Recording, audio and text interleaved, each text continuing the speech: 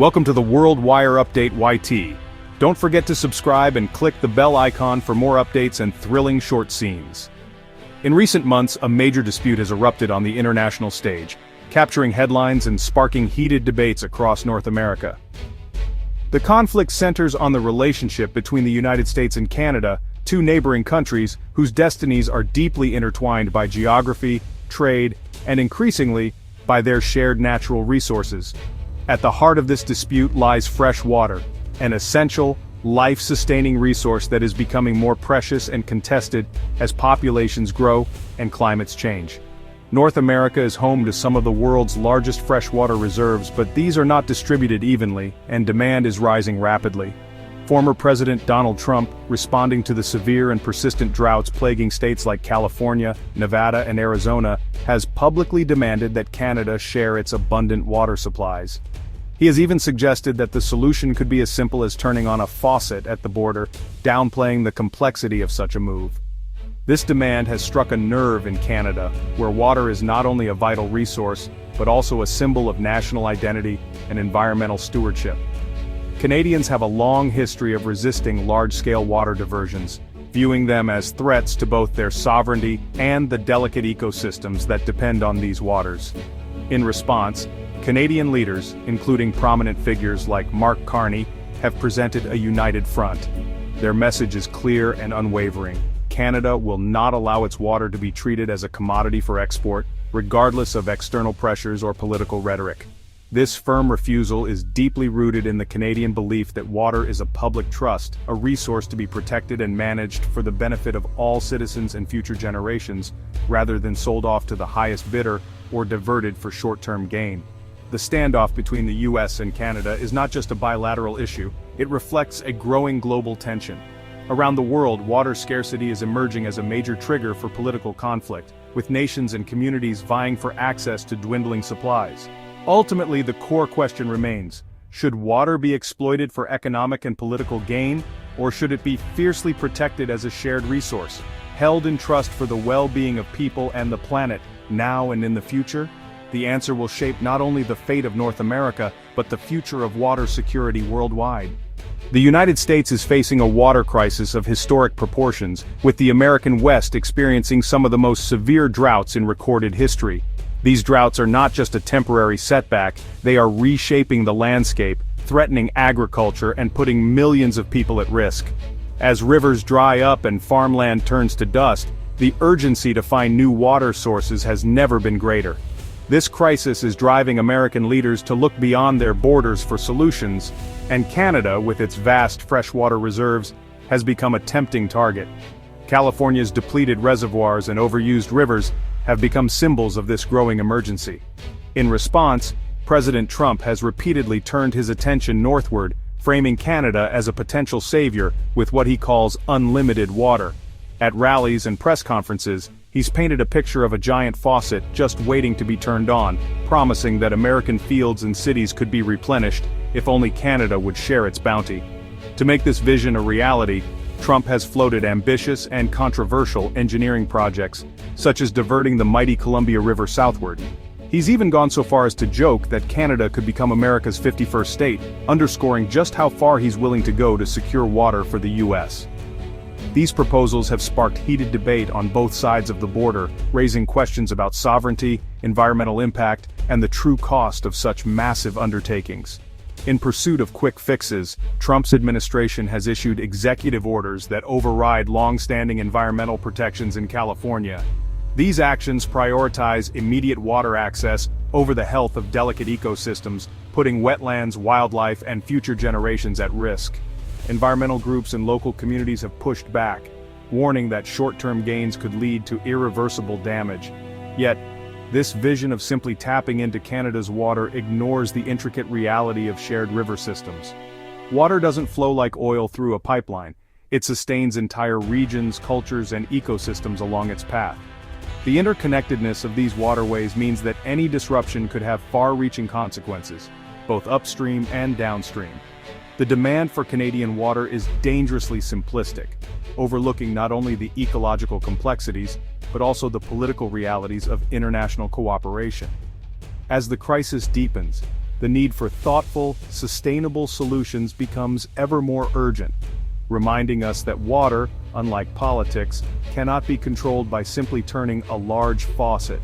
Canada's answer to Trump's demands has been clear and unwavering. Mark Carney, speaking for the nation, rejected the idea of selling or diverting Canadian water. He emphasized that water is a national treasure, not a commodity. This stance reflects decades of Canadian consensus. Water exports are off the table. Any politician supporting such a deal would face fierce backlash. Carney's refusal is a declaration of environmental stewardship and national identity. Canada's message to the world is simple. Some resources are too precious to sell. The water standoff has sparked strong reactions in both countries. Canadians, alarmed by Trump's rhetoric, are united in defending their water, regardless of political differences. With political change looming in Canada, some fear future leaders might yield to U.S. pressure, especially under economic threats. In the U.S., environmental groups condemn Trump's approach, warning of ecological disaster and calling for conservation, not exploitation. Even some Republicans urge diplomacy over confrontation. Democratic leaders call Trump's actions environmentally reckless.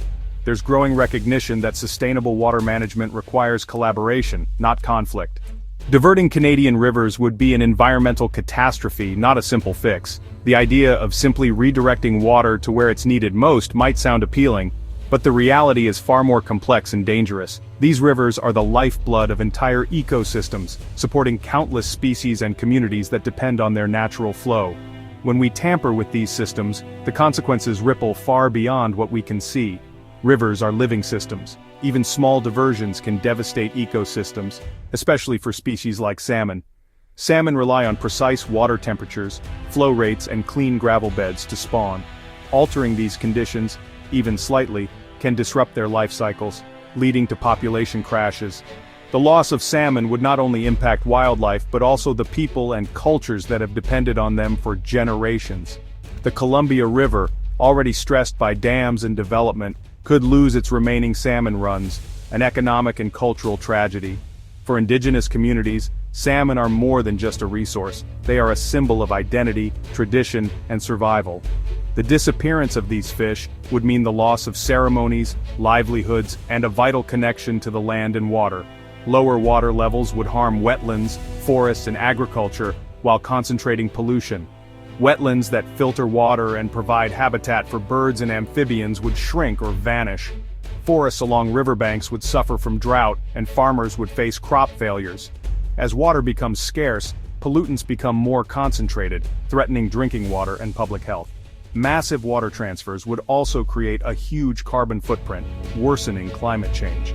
Building and maintaining pipelines, pumps, and reservoirs requires enormous amounts of energy and resources. The emissions from this infrastructure would add to the very problem we're trying to solve, accelerating the melting of glaciers and further destabilizing the climate. Once large-scale exports begin, stopping them is nearly impossible. The infrastructure locks us into a cycle of extraction and dependency, making it difficult to reverse course even if the damage becomes clear. History shows that once these projects are in place, economic and political pressures keep them running, regardless of the environmental cost. The real risk isn't just political, it's irreversible environmental damage. Once a river is altered, the original ecosystem may never recover. Species can go extinct, landscapes can be permanently changed, and communities can lose their way of life forever. Protecting water is a responsibility to future generations and the planet. By safeguarding our rivers today, we ensure that children tomorrow can experience the wonder of wild salmon, clean water, and thriving forests. The choices we make now will echo for centuries. Let's choose wisely and keep our rivers alive. The water dispute has already affected the Columbia River Treaty, a cornerstone of U.S.-Canada cooperation.